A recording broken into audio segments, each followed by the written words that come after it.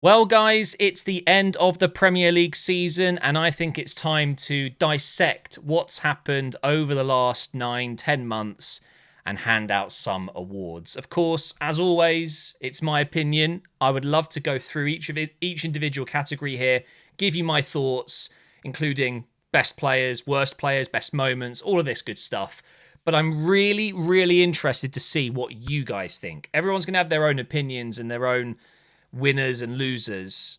But you must, I mean, surely there's going to be some that are just no-brainers. I'm fascinated to know what you guys think. So what I'll do it in the description, I'll put like a nice little copy and paste thing so you guys can copy it into the description, into your comments box, sorry, and then you can type out your individual winners. So just jump into the description box and you'll see, okay? And I'm just fascinated to see, for example, my player of the season, to me, it's obvious, but to some people it might. I don't know. It's going to be an interesting one. Obviously, as we've come to the end of the season, things have calmed down a little bit for me now. I've been so disappointed for weeks, especially since we lost to PSG, of course, in the Champions League. But regarding the Premier League, which I'm focusing on the most here, it's been a while since we knew we weren't going to be competitive enough and that we weren't going to win the title. So fair play to Liverpool. They deserved it. We've had a lot of bad luck, in my opinion. It's not an excuse, but it's certainly a reason that we've struggled. Lots of nasty injuries. And of course, it's got to be mentioned as well. It's not just Arsenal. A lot of clubs have struggled with it. But I think refereeing decisions are getting worse and worse. We saw what happened with Villa just yesterday. It's pretty scary, I think, how bad refereeing has got, and that has definitely not helped Arsenal. I feel like we faced the brunt of it at the start of the season. Some of those decisions still haunt me. But, it's very easy to say this has been a horrific season for Arsenal. We've won nothing, but also I think it's quite easy to take a step back, relax, breathe, and actually take in what's happened. We didn't invest. It was still quite a significant amount of money, but it wasn't a big signing.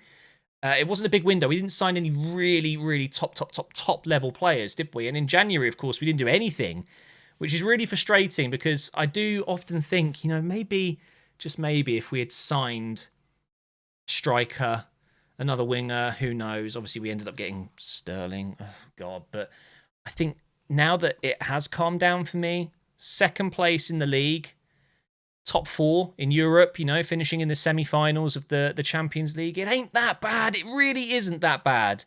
But of course, it isn't good enough considering where we are in this project, in this era with Arteta.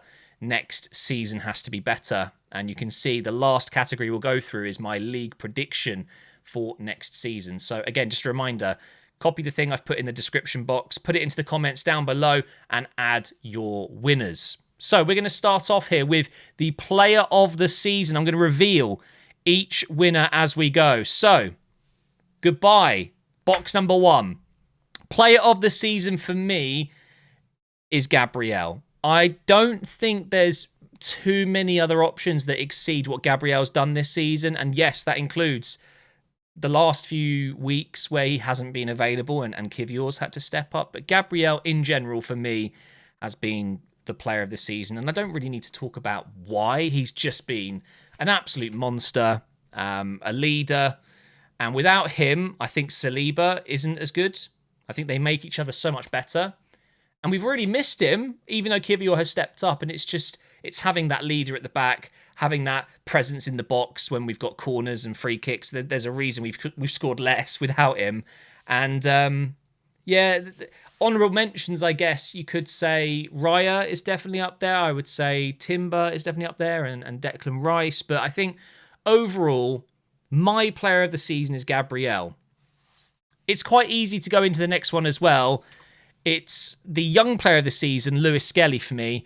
I think Lewis Skelly, in terms of breaking out, there are lots of young players that make it to top teams, okay, and they get minutes in the Premier League or Championship or League One, and they struggle, okay, with the pressure.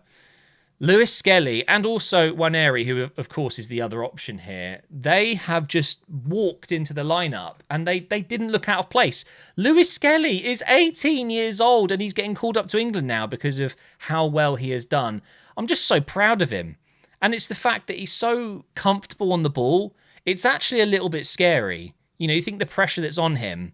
We invested a significant amount of money into Calafiori, and of course he's had his injury problems, and that's ultimately why Lewis Skelly has come in. But he had Tierney to battle with when he was fit, Zinchenko to battle with, and of course Calafiori when he was fit. But yet Lewis Skelly, I think, has got the most minutes out of all of them. So it's incredible, and he deserves it 100%.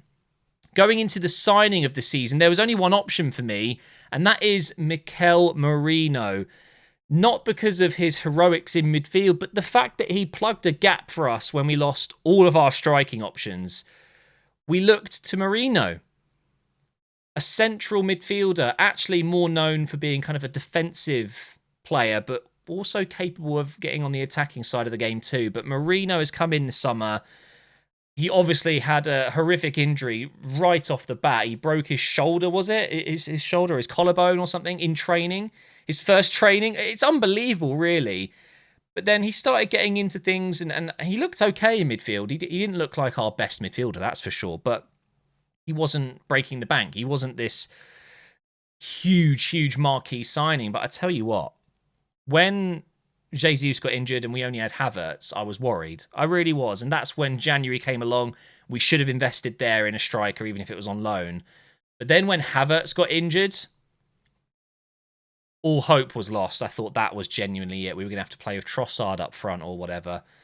But then, out of nowhere, Merino is thrown up front as a false nine, and he's done so well. He's outscored actual strikers. So fair play to Merino. He didn't come in to be a striker. He's my striker. Unbelievable. Most improved. A little bit of a tricky one, but I have gone with Kivior. The reason being, of course, Gabriel getting injured, and then we needed Kivior to step up. Really impressed. And actually, it's almost a bad thing because now, I mean, he'll argue that he's good enough to play for Arsenal. We didn't drop off too badly. Obviously, we lost a bit of quality in our defence, and he's not as much of a leader, but he has been good enough. So the way I see it is Kivior is probably going to be knocking on Arteta's door saying, look, I know I'm not ahead of Big Gabby, but I'm going to need to play more minutes next season or I've got to go. And I wouldn't even blame him. I could very much see him returning to Serie A. Maybe he'll get a big move. I don't know.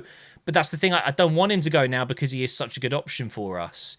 The fact that he can cover that left side as well. He could play at left back if we absolutely needed him to. I feel like he could easily step into a defensive midfield option. But unbelievable this season. It's not like he was bad last year, but he wasn't this level. No way. He has been superb at the end of the season, and he's for sure the most improved. And you could argue he's been the unsung hero as well, but for that player, I'm going with Timber. Really unlucky in his first season with Arsenal to get the injury he did, the ACL that kept him out for the entire season. And then, how dare he? How dare you just come into the next new season and own that right back position when Ben White has been carrying it for so long? It is unbelievable how good Timber has been this season, yet isn't getting all the attention he deserves. That's why he's my unsung hero. Yes, people will say he's had a good season. Yes, he's been really good, but it's not just the performances he's put in, it's the fact that he's come back from one of the worst injuries you can have in football. 15, 20 years ago, this injury would have been career-ending, potentially. The work that he put in, not just to be fit and get some minutes, but to actually own the position and be undroppable, playing through pain. Unbelievable. He felt like a new signing because obviously we didn't see much of him at all last year. This season, he's been one of my favourite players for sure. He might not be the best performing player and, you know, winning player of the season for us, but he's up there. He really is, and that is amazing considering what he went through. Big shout out to him. And actually, I want to sign his brother. Bring in Quinton Timber. Hopefully I've said that right. We want him in midfield. Flop of the season. Yeah.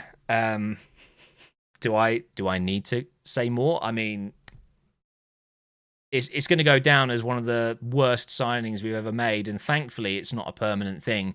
Sterling, I'm sure, is already out of the building. There's absolutely no way Sterling could stay. Nope. Shocking. Thankfully, we only paid half his wages. Thank you for the odd good performance in the cups, but watching him on the last day of the season, it was a tough watch.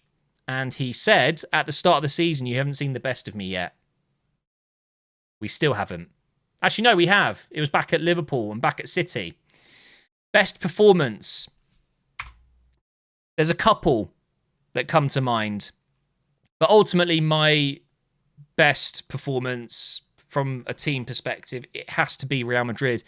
The current best team in Europe, technically, on paper, right? The holders of the Champions League, rocking up to the Emirates, expecting to probably beat us comfortably. And they got slapped up. And it wasn't close. We genuinely outplayed them. We out-tacticked them. Sure, on another day, maybe they could have scored early and they might have had a couple of players missing, but so did we. And I don't care what anyone says. We absolutely destroyed Real Madrid that day and it wasn't lucky. And people then said, famously, remontada, we're going to go to the Bernabeu and lose badly and get knocked out and be embarrassed. And what happened? We beat them there as well.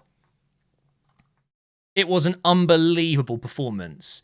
But there were some other really good ones worth mentioning, and absolutely one of them would be the win against Man City at the Emirates, 5-1. Unbelievable. One of the best performances of the season, but the best for me goes to the game against Real Madrid at home. And then the goal of the season was from the same game. The second free kick from Declan Rice. I still go back and watch it. I've watched it so many times, and I'm sure he has. I was just thinking, if you could have a picture frame, but it was a moving one, like a GIF on repeat. If I was Declan Rice, I'd be having that hung up in my bedroom, or maybe actually in every room, just watching that free kick on replay. It's one of the best free kicks I've ever seen. And it came from out of nowhere. We've never seen Rice score free kicks before. Even though he's our set piece taker in terms of corners and maybe the odd long free kick. Unbelievable. Will we see him score another one soon? I hope so. But yeah, it had to be the goal of the season. And it's difficult because there was another one. And that's why I've put it as an unforgettable moment, because it wasn't just a great goal, but it was a great moment. And that for me was the Calafiori goal at the Etihad in the rain against Man City. I was really worried about that game, and it was the first opportunity of the season, in my opinion, to really make a statement like, yep, Arsenal, we mean business this season. And the fact that it was Calafiori as well, people weren't sure what his best position would be. Would he be a centre-back, a left-back? And obviously in that very moment, he announced himself. It was such a good goal. The technique, unbelievable. But I'd argue you could say there's a bit of luck involved there as well, of course, because it's kind of a hit and hope. It's not like he's aiming for that very corner. But it was just such a great moment. Unfortunately, the game obviously ended the way it did. We obviously got that stupid red card to Trossard, and then they scored deep in injury time. It was a real kick in the teeth, but it's an unforgettable moment for me, the Calafiori goal. It definitely deserved a mention. And now for the final category here, this isn't an award, it's a prediction. And there it is. I, once again, would like to announce me, Matt, MGH, predict a title next season. Now, I want to say this as well, because this doesn't happen very often. I don't ever say, and I haven't said in a long time. I'm talking like back when I was in school, when Arsenal were the best team in England and we were winning the league, I would then say, yeah, we'll win the league next season. I haven't said that since. I haven't said it in any Operation Arsenal videos. I've never claimed that we are going to win the title. Even when we were favourites 2 seasons ago, last season when we were leading, I've always said, I just don't believe it's going to happen yet. And unfortunately, I've been proved right. But for the first time, I truly believe it. Now, if I'm wrong and we don't win the league, which could happen, we could finish second again, we could finish third, fourth. But if we don't win the league, we'll win the Champions League. That is my prediction. We will win one of them. I'm not saying we're going to win both, because that's Yeah, I don't even want to imagine that. But I truly believe it. I genuinely believe it here. And if it doesn't happen, we need to have a conversation because we have to. We have to win something. An FA Cup, great, not enough. Carabao Cup, great, not enough. Champions League or Premier League, that is what we need next season, and that is what we're going to get. One of those. And I'm fully believing it. Fingers crossed. I'm so hopeful for it, and I think we deserve it as fans. It has been a long time coming, and we're just on the cusp. And it obviously comes down to who we're going to recruit this summer. But thank you for watching. Don't forget to leave a comment. Paste what I've put into the description box into the comments. Add your answers, and I will be reading them.